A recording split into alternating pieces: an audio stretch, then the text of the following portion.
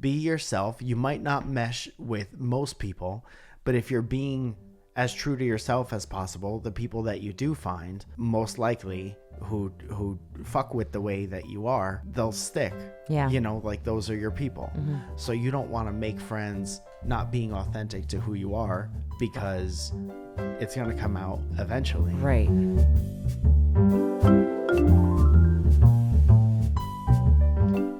And good morning. Welcome back. Welcome back to you, Mike. You cranky a little bit? Now I am. Did I put you in a bad mood? Yes. I got frustrated before. I was trying to find a pen or a pencil that I like, and Mike has 17,000 pens. And I dropped stuff. Lesson number 1 today on Welcome to Our Podcast is that crankiness is contagious. And sometimes you can wake up in a perfectly good mood, and then one person is cranky, and then the whole house cranky. That's true. It's kind of like cumulonimbus clouds. What? From the rain. You know them from rain. And once a cumulonimbus cloud gathers cranky strength, it rains on the villagers Cranky strength. And the road gets wet, and everybody and traffic, and then everybody is cranky. And that's kind of what happened today. Welcome back to the goddamn show. Welcome to our podcast. Welcome to our podcast. Our podcast. This is our podcast where we podcast. I don't know if I set that up right. I know, but that, we pressed the button before we checked, so now we live with it. I think it's actually right without really knowing. I think it's and that's why we have so many of the problems in the world that we have. Well, I mean, so many. I don't know. Zoe, I love you very much, and sometimes we have mornings like this because we're married, and it'll never stop. It'll never put a dent or a ding in how much I love you as a person. Same. Am I completely unbothered every time we're together? No. That would be impossible. Are you completely unbothered every time? No. And then we could have done like a more equal answer, but you decided to say fuck no. Well, and then I just said polite no, but I love you. No, I love you. No, I love you. It doesn't. Kisses. Doesn't change that I love you. Does not change that. I love you too. I love Cranky. I love Cranky you, unfortunately, as much as I love regular outgoing you, because you're still yourself. You're just the red version of yourself. And man, does it piss me off, especially when it has nothing to do with me and I'm in a great mood, and then you're cranky, and now I'm like, okay, well, I guess I'll meet you here. Well, the thing that pissed me off the most is I think I ruined the crown molding on the floor, like the one that's the baseboard. Do you really attach the crown molding in our rented apartment? Yeah, it doesn't matter. Like, it's still frustrating that happened, because then it's another thing when we do eventually move out of here. It's another thing that she can be like, oh, we're going to have to charge you for that. I don't give a fuck. I can't stand her. That's not a today problem. Yeah, it's true. It's true. But you know what is a today problem? What's all the that? Problems that we have that you guys sent us, because this is a goddamn podcast where a comedian and hairdresser who happen to be annoyed with each other and love themselves and love each other very much. And we get your questions, thankfully, that you trust us with the answers with. Yes. And we really love talking in a way that could, even for a second, help somebody else. And if it doesn't, sorry. Go fuck yourself. Yeah. And what he said. Also, don't get married, because it'll ruin your life. Funny, speaking of married, this person says, I'm moving in with some friends I met from work, a married couple. Oh, horny. Into a smallish apartment next week. I like to make music, and practicing can be incredibly vulnerable.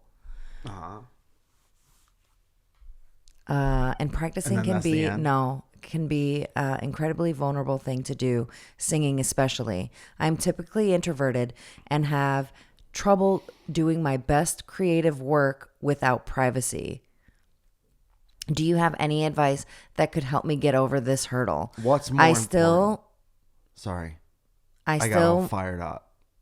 I still want to get better and what I do, and I'm worried I won't feel as free to try new things. Well, here's a couple answers, and you might like some of them, and you might not like other ones. I only have ones that they probably won't I know, like. which is why. Yeah. What should we do first? The Zoja ones, answer? Yeah. Okay, yeah. Go ahead, bud. First of all, moving into an apartment with 2 other people that's small, that's a huge no-no. Like, don't do it. Yeah. Don't do it. You're going to regret it. And then moving in with a married couple is even worse. Trust me, from experience. Us. Yeah. From experience, it's not a great idea. Sometimes it seems like a good idea beforehand. Mm-hmm. And then in practice, you see that it's a bad idea very soon. Especially for someone that's introverted, right? Yes. You like your space. You like to be able to do your creative thing. You're never going to get over the shyness of being in front of someone doing your art and feeling like you're constantly being judged. But also, are you a musician? Are you like performing for people? I don't know. Because that's going to happen. Yeah. You're practicing singing and playing a thing to do it for yourself forever? Mm-hmm. Or you're going to do it for people? Yeah. Because you're going to be in front of some people sometimes, mm-hmm. presumably. I don't know your goal. Would love to know a little bit more about your goals. Yeah. But man, I'm telling you, moving into an apartment with 3 separate single people is tough. Mm-hmm. And it's like, what do you want more? To be completely comfortable in your own private space, or you want to be able to afford rent in a place that's comfortable? There's a million other things that you could do. You could go and rent space. Mm-hmm. Everywhere there's space, like studio space, where you could go rent a room for an hour a day or a couple hours a week or whatever, and have your own space where no one will judge you. And fairly reasonable. Also, like, I don't know your roommates, but if they're judging you as a person, you don't want to. It's more of a you thing that you're putting on your roommates. Yeah. So it's like, how do you fix your level of comfortability with that? Either realize that they're not going to judge you as a person based on something that you like to do, especially if it was something that was discussed before you moved in. If you're just springing it, that's another thing. Are you just springing on them that you like to play music in the apartment after you want to move in with them? Yeah. But like, and you work with them, like you don't see them enough. Like you don't want a little bit of, that's like me moving in with Jamie. Yeah, there's no fucking way. I love her to death. There's no fucking way. But you also have money, and you know for years, me or you didn't have money to get a place by yourself. Sure. So it's like, okay, I don't have the money to get a place by myself, but I have this activity that's very close and personal. Mm-hmm. So it's either you do it and you operate in a way that's like, I either don't care what my roommates think as far as they know this is a part of who I am. Mm-hmm. I know they're not going to judge me for it. Mm-hmm. I'm going to do it anyway because it makes me happy. Mm-hmm. Or you say, I don't want to even bring that conversation into the house, which is when you rent an hourly space somewhere else. Right. And those are really your only 2 options. Right. But moving in with a married couple, I think I think that needs to be. And what's fucked up is like, they're moving in next week. Was that me or you, the stomach noise? That was not me. Sometimes I can't even tell. That's crazy. Wild. I moved in with a woman who can't even tell my own stomach noises from her stomach noises. So it's like we're all going through some shit. What? All right, we got another long. So can I do it? Can I do a short question in the middle for you? Sure. When you were getting made fun of in grade school and middle school for being the foreign girl, did anyone say, like an authority figure or a teacher say, like, don't make fun of the foreign girl? I mean, foreign girl. I mean, they made fun of me because my name was foreign, not because I was technically, I'm born in America, America. And no one really, I feel like it was so long ago that like sometimes like teachers would catch it and be like, hey, but for the most part, like You're on your own for the most part. Yeah, like you're not always like in front of a teacher. No. I feel like when there's an issue when you're little, people bring it in front of an authority figure 1 out of every 10 times it happens. Which is kind of not the answer. And then when it would happen on the like playground, thankfully, you know, like my sister and my brother were always on the playground, like elementary school with me. And then a lot of the time I was just getting beat up by my sister because I wore her shirt. And what did we learn from that? Don't wear your sister's things. Okay. Which I never really learned. Is there anything on you right now that it belongs to your sister? Bought by my sister. So technically the deed for a ring belongs to the family. You're wearing the family ring.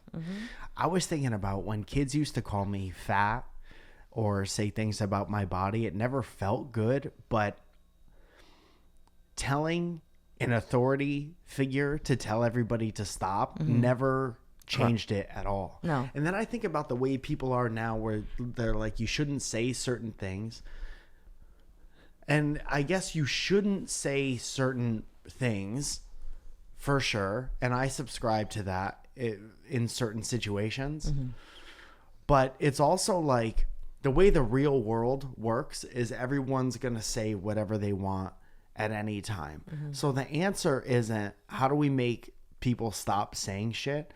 It's like, how do you personally get to a point in your self-esteem where all the power is taken away from the shit people say?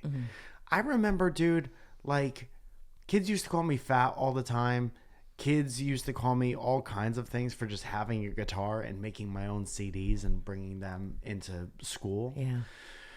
And like, no one ever told them to not do that. And I knew that even if they did, it wasn't going to stop it at all.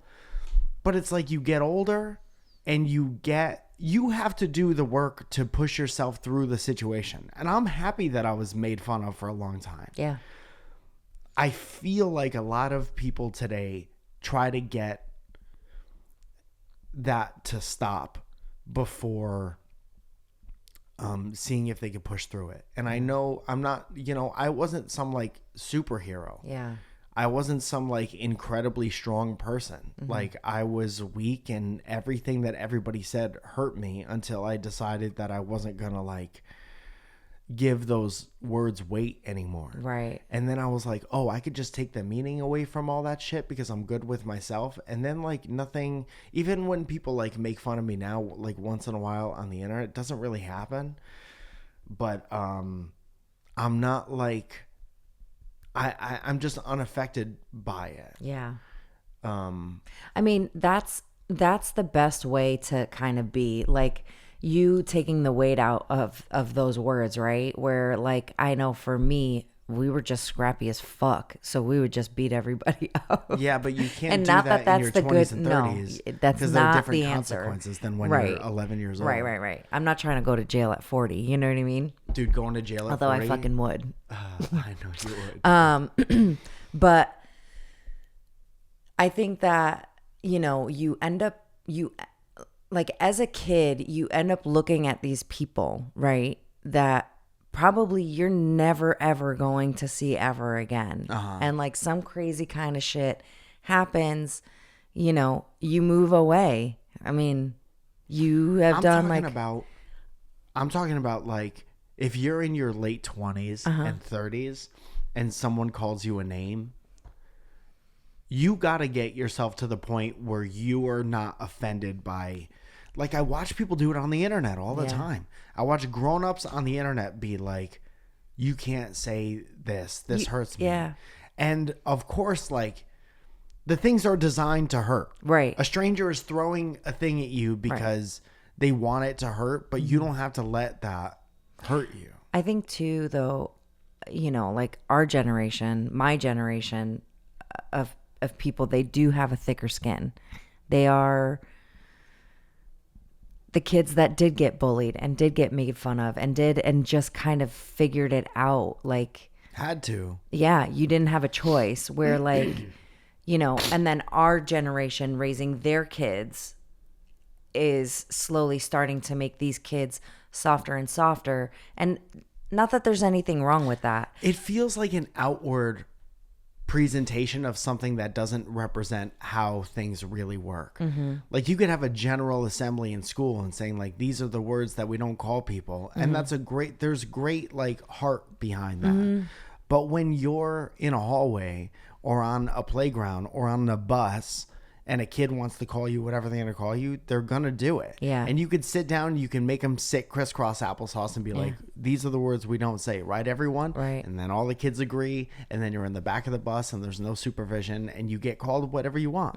So you could have as many assemblies as you want. You could have as many HR work meetings as you want. You can't do this, that, and the other thing. But until you take the power away from the shit yourself and you get your self-esteem to a place where this shit doesn't affect me, it's no one's coming to your rescue. Right. You know what I mean? Right. So yeah. do everything you got to do to be cool with yourself. It's that fight or flight mentality. Yeah. You know? And I guess in the same way we're telling people to like be cool with it within yourself, that's not gonna happen for some people. Right. Some people will need that extra assistance forever. Some people will need everyone to be on their side to be like, let's get these people to stop saying whatever. In the same way that some people are never gonna stop saying XYZ about everybody. Yeah. It's just the way the world works. Yeah. We're never gonna be in a world where it's like, these are the outlawed words we don't say, these are the things we don't talk about, and everybody's going to abide by that because that's not how people work. Yeah. I mean, we were always friends too with like the underdogs and the kids that did get made fun of a lot and protected them, you know? Yeah. And like stood up for them and gave them an actual voice. Sometimes it worked and then other times it didn't. And then, you know, it's sad. Words truly don't have any weight behind them unless you give them weight. Yeah. You know? I think about, like, if somebody said certain things to me now, especially if like they were Mr. a stranger. Potato Head. You told me I look like I had a Mr. Potato Head nose the other day. Does it hurt a little bit because it's coming from my wife? No, because I didn't even think it was that funny, to be totally honest. It is that funny. I know that, and this is kind of what I'm talking about. I know that you think it's that funny. But that is like a whole set of circumstances and synapses firing off that has nothing to do with me. We're in two different meat sacks, you know what I mean? And I got my own shit going up here, and you got your own shit going up there. Yeah. You could look at me and say, I have a Mr. Potato Head nose. And you could say it in a group of people that laugh at it. But I'm still not going to think that that is true. Mambo Italiano nose. Sorry, Greek statue nose. And, I don't know. Somebody said the other day Greeks that and Italians both eat potatoes, though. So everybody eats potatoes, dude. Yeah. Everybody eats potatoes. That's how we're finishing this conversation, is that everybody eats potatoes. Everyone eats potatoes. And that is what's important that's what's important. Yeah. I had another thing to say, but I don't remember what I'm it sorry. was. Sorry, it's just something I felt. Yeah, no, morning. that's fair. You know, there's so many, like, don't say this and don't say that. And again, there's a lot of heart behind it. It's nice to teach people how to be nice human beings. Yeah. Will that take? Absolutely not. Since the beginning of time, there's always been this. I guess I'm saying... And I think it's just like so, you know, just zoned in on now, you know, like... It's like literally outlaw whatever you want. Throw people in jail for saying this, that, and the other thing. There is no greater protection from the sticks and stones that people throw at you than a real, true love of yourself and self-esteem. Yeah. And there, you know... I mean, that's going to be hard no matter what, but... For sure. It's a hard thing. Things worth having are hard to get. But once you have it, I swear to God... Yeah, but also don't misunderstand, like, we don't stand for bullying and, like, you know... I stand for it. No, you don't. I'm in. No, you don't. I pick and choose, but I would not have the personality I have without getting bullied For sure. and overcoming it as a kid. Same. You have to overcome shit to get strong qualities. Yeah. You're not strong just because you wake up and say that you're strong. You're strong because you're physically. Yeah. You can't just say you're strong. Yeah. You have to overcome weights. Yeah. mentally and emotionally, you don't just say you're strong. It has to come from somewhere. Yeah. You earn strength. And you go through whatever you have to go through, and you come out the other side and you're like, okay, I did it. And then you prove to yourself that you're strong. And then you believe it. Yeah. That's the difference between saying you're strong based on nothing and proving that you're strong based on like, oh, look at all the shit that I came through and I'm still here because of it. Yeah. So, suck my dick. Yeah. Well, Could there have been a better ending to all that? sure. Yes, but it wasn't going to be the Mr. Potato Head. No. Potatoes. Mr. Potato Head. Potatoes. Do you want to do one more question, or do you want to get going? No, I would love to do one more question. Okay. I have another question. It's a bit long-winded. That's okay. And I lost it. Hold on. Wait. And there it goes. Please hold. I want to say to everyone, I have a show at the Ha Ha Hut, and in July, August 2024. I am going to be in Montreal with you Uh-huh. for the festival that's happening there. Dude, please be a newscaster. Don't know what it's called. Don't have that information. Dude, But I was asked to do hair for it, so that's why I'm going. It's called Just for Laughs, dude. Yeah, I didn't know if it was like just for laughs, like just festival. You thought it was called The Festival that's happening. Dude, I would love to like take you like with Kevin to like a real studio, like a news studio, and just have you do news stories. But I can with make the that happen for most us. minimal amount of detail. Information. Tonight, a fire happened. It was no good and super hot. You got to get out of there if you're close. Tonight, it's 7. Looks like rain, but they're really not sure when. Looks like rain, but I don't know. This has been Zoya. Probably. All right. This says, Mike, I'm about to go on a study abroad by myself in Europe. I'm so psyched and grateful. It's with a group of 30 random students from my school whom I've gotten to know a bit. However, I don't click with any of them that well. Any of the 30 people? I'm a weird and goofy fella. As I've been called interesting my entire life. What a nice by way to those say who that. know me. I don't want to pretend to be someone different for the sake of companionship on the trip. Like, I like to live authentically. However, I don't want to be alone for the next 6 weeks.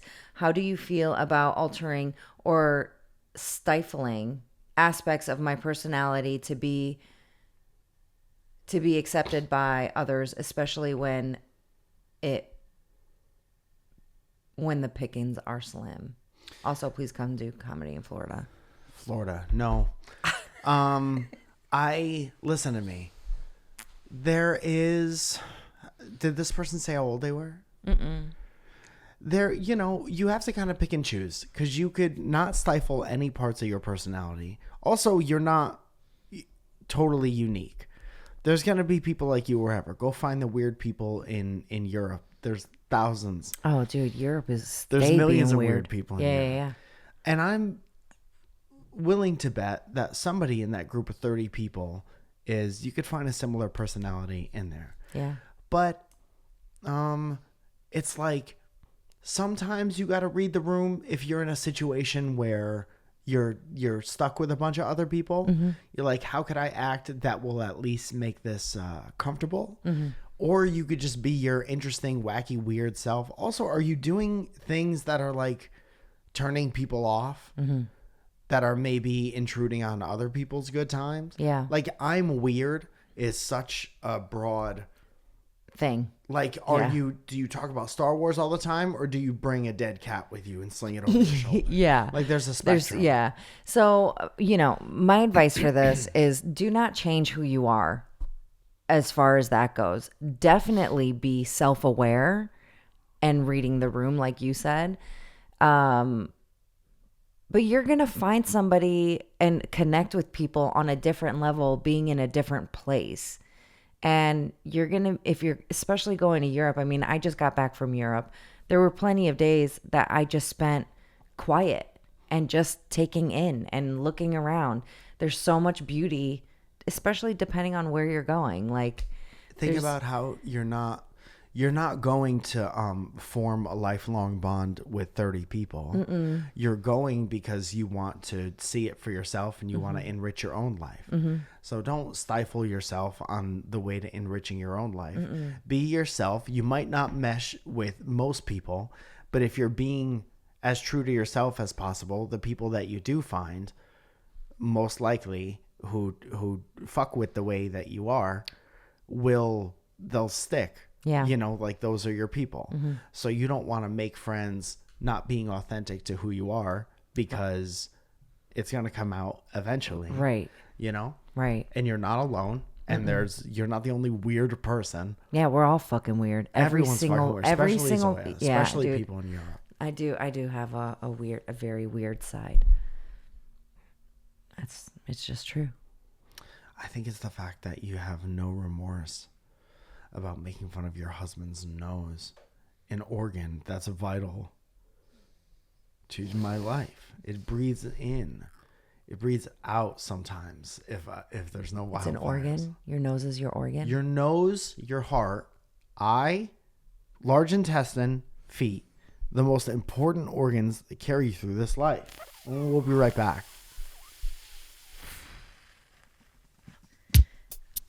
And we're back. Call Hank Green. Calm. Like he doesn't have enough to deal with right now. I know. You're like, my husband's being weird. Hank, can you answer this for me? God love Hank Green, by the way. Yeah, dude. He's gonna be okay, I think. Of course. Yeah. Love him very much. A lot of good friends of this, unsung friends of this show. Mm-hmm. And think about him often. Yeah. Think about anybody going through stuff.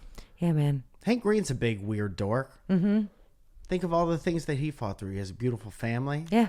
He has, dude, just because you're weird doesn't mean that you can't have friends. Yeah, Hank Green is actually the gang leader of a bunch of weird motherfuckers. a drove of weird motherfuckers. Yeah. That thrive because they have found their like-minded people. Mm-hmm. I promise you they exist, man. Yeah, they do. You know? Yeah. Just don't move in with a married couple at work. Don't move in with 30 people at once. I'm tired of saying it. No. You guys, thank you so much for listening. I think you need to apologize for the shit you said about my nose. No. Thank you so much for listening. As you know, patreon.com is a virtual tipping and rewards website where you give us a little bit of your hard-earned cash and we give you a shout out. Your nose sucks. No, it doesn't. And that goes a little something like this.